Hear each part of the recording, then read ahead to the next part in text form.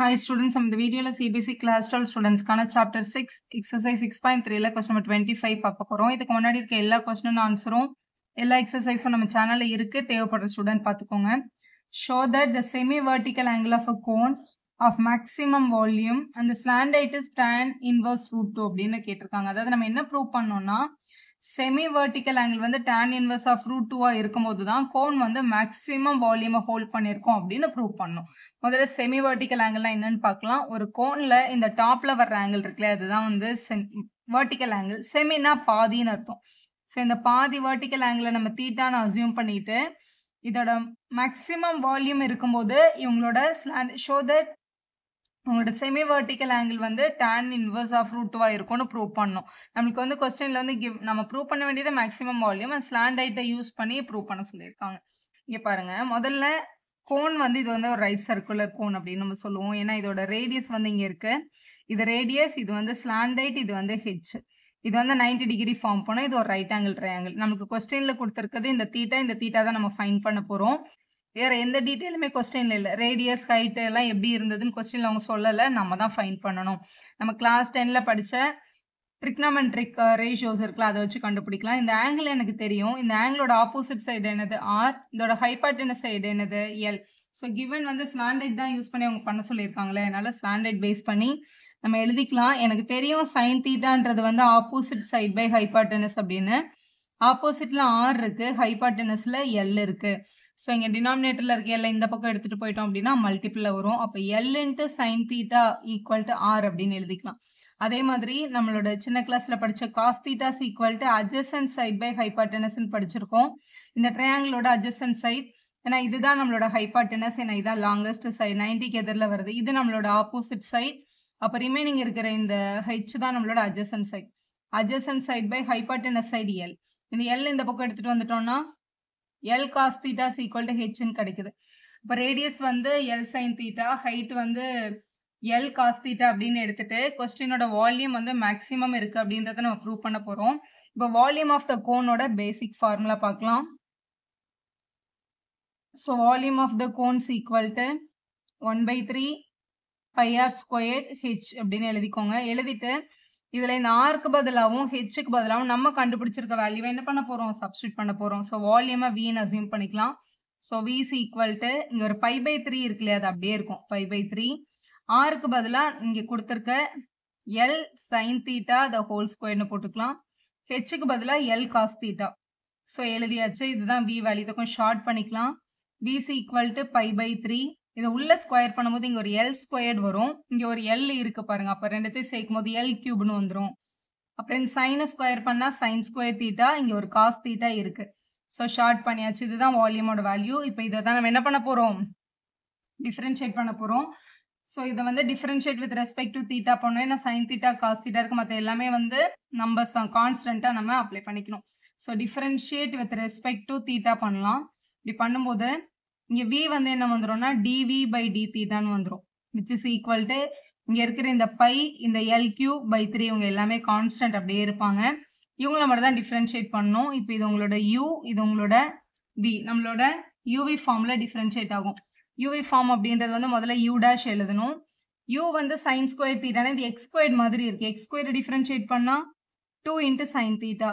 அப்புறம் சைன் தீட்டாவை டிஃபரன்ஷியேட் பண்ணும்போது ஒரு காஸ் தீட்டா கிடைக்கும். ஸோ யூவை டிஃபரன்ஷியேட் பண்ணிட்டு இந்த v அப்படியே எழுதிக்கணும். ஸோ பிளஸ் காஸ் தீட்டான்னு எழுதிடலாம், இன்ட்டு காஸ் தீட்டான்னு எழுதிடலாம். பிளஸ் u அப்படியே எழுதிடணும் சைன் ஸ்கொயர் தீட்டான்னு.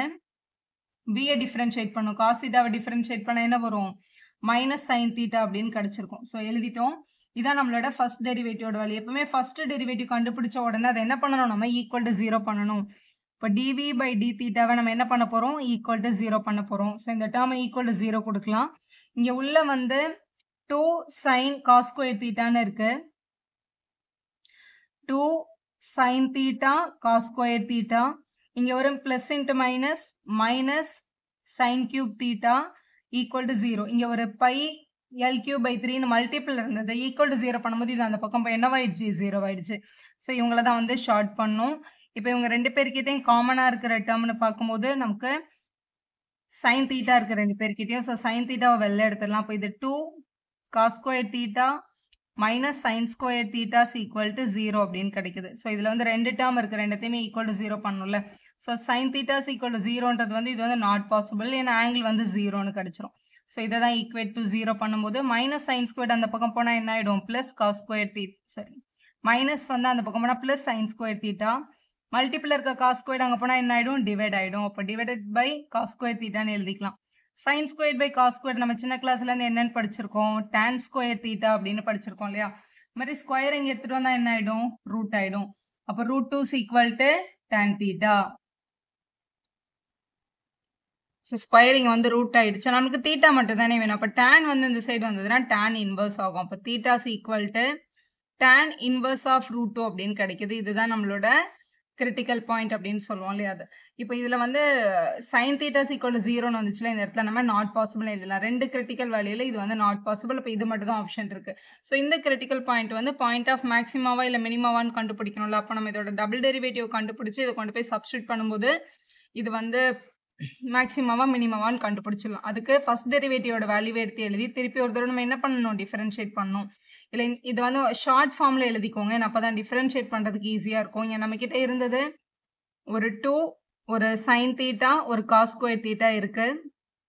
இவங்க கிட்ட மல்டிபிள் பண்ணும்போது மைனஸ் சைன் கியூப் தீட்டான்னு இருந்தது. இதுதான் ஃபர்ஸ்ட் டெரிவேட்டிவோட வேல்யூ. இதை நம்ம இப்போ திருப்பி என்ன பண்ண போகிறோம், டிஃபரன்ஷியேட் பண்ண போகிறோம். Differentiate with respect to theta பண்ணுறோம். அப்போ டிவி பை டி தீட்டான்றது என்னவாயிடும், D square V by D theta ஸ்கொயர்னு வந்துடும். இந்த பை L3/3ன்றது அப்படியே இருக்கும். இவங்கள தான் நீங்கள் டிஃபரன்ஷியேட் பண்ணணும். இதில் ஃபர்ஸ்ட் நம்ம டிஃபரன்ஷியேட் பண்ணும்போது இது திருப்பி என்ன பேட்டர்னில் இருக்குது, யூவியில் இருக்குது. ஸோ யூவியில் டிஃபரன்ஷியேட் பண்ணிக்கலாம். வெளியில் ஒரு 2 இருக்குல்ல, அந்த 2 இப்படி வெளியிலே விட்டுருங்க. ஸோ இதை மட்டும் டிஃபரன்ஷியேட் பண்ணுங்கள். முதல்ல யூவை டிஃபரன்ஷியேட் பண்ணும்போது சைன் தீட்டாவை டிஃபரன்ஷியேட் பண்ணால் காஸ் தீட்டா, இங்கே இருக்கிற காஸ் ஸ்கொயர் தீட்டா அப்படியே வந்திருக்கும். u'(b) எழுதியாச்சு, ப்ளஸ் uv'. u வந்து சைன் தீட்டாவை அப்படியே எழுதிடலாம். அப்புறம் வியை டிஃபரன்ஷியேட் பண்ணும்போது காஸ் ஸ்கொயர்டுன்னு இருக்குது. முதல்ல 2வை டிஃபரன்ஷியேட் பண்ணணும்ல, அப்போ 2 காஸ் தீட்டா, அப்புறம் காஸ் தீட்டாவை டிஃபரன்ஷியேட் பண்ணும்போது ஒரு மைனஸ் சைன் தீட்டான்னு வந்திருக்கும் உங்களுக்கு. ஸோ ஃபர்ஸ்ட் டேர்ம் டிஃபரன்ஷியேட் ஆயிடுச்சு. அடுத்து மைனஸ் சைன் கியூபை பண்ணணும்ல. சைன் கியூப்ன்றது எக்ஸ் கியூப் மாதிரி இருக்குது. எக்ஸ் கியூபை பண்ணால் 3x² வரும்ல, அப்போ 3 சைன் ஸ்கொயர் தீட்டான்னு எழுதணும். அப்புறம் சைன் தீட்டாவை டிஃபரன்ஷியேட் பண்ணால் ஒரு காஸ் தீட்டா. ஸோ இதுதான் டபுள் டெரிவேட்டிவ் வேல்யூ. இதை வந்து சிம்பிளிஃபை பண்ணிக்கலாம் நம்ம. பை L3/3 இங்கே உள்ள இந்த 2வை வந்து இவங்க ரெண்டு பேருக்கும் மல்டிபிள் பண்ணிக்கலாம். ஸோ இங்கே ஒரு 2, இங்கே ஒரு காசும் இந்த காஸ் ஸ்கொயர்டும் சேர்ந்தா காஸ் கியூப் தீட்டான்னு வந்திருக்கும். அது மாதிரி இங்கே இருக்க 2வும் இங்கே இருக்க 2வும் மல்டிபிள் பண்ணும்போது 4, இங்கே வந்து ஒரு மைனஸ் இருக்குது பாருங்க, அதனால் -4. இங்கே வந்து இங்கே ஒரு சைன் இருக்குது, இங்கே ஒரு சைன் இருக்குது. அப்போ இது வந்து ஒரு sine square theta cos theta அப்படின்னு கிடச்சிருக்கு. இவங்க கிட்ட பாருங்க -3 sine square theta cos theta, ரெண்டு டேர்மும் ஒரே மாதிரி இருக்கு பாருங்க பார்க்கறதுக்கு. இது ரெண்டும் like term, sine square cos, இங்கேயே சைன் ஸ்கொயர் காஸ் தான் இருக்கு. ஸோ ரெண்டு பேரையும் சேர்த்து எழுதிடலாம். அப்போ இது வந்து 2 காஸ் கியூப் தீட்டா, -4ம் -3யும் -7 sine square theta cos theta அப்படின்னு நமக்கு கிடைச்சிருக்கு. நம்ம வந்து ஆங்கிள் வந்து செமி வெர்டிக்கல் ஆங்கிள், எப்பவுமே இந்த இடத்துல ஒரு கோன் இங்கே இருக்குன்னு வச்சுக்கோங்களேன். இந்த ஆங்கிள் வந்து கண்டிப்பாக 180 விட சின்னதாக இருக்கும். ஏன்னா இப்படி ஸ்ட்ரைட்டாக லைன் இருந்துச்சுன்னா கண்டிப்பாக கோன் ஃபார்ம் ஆகாது. அப்போ வந்து வெர்டிக்கல் ஆங்கிள் ஆஃப் கோன் வந்து எப்போவுமே 180 விட சின்னது தான். மோரோவர் நம்ம எடுக்கிறது வந்து செமி வெர்டிக்கல், அதுலேயும் பாதி தான் நம்ம எடுக்க போகிறோம். அப்போ கண்டிப்பாக theta belongs to the first quadrant தான்.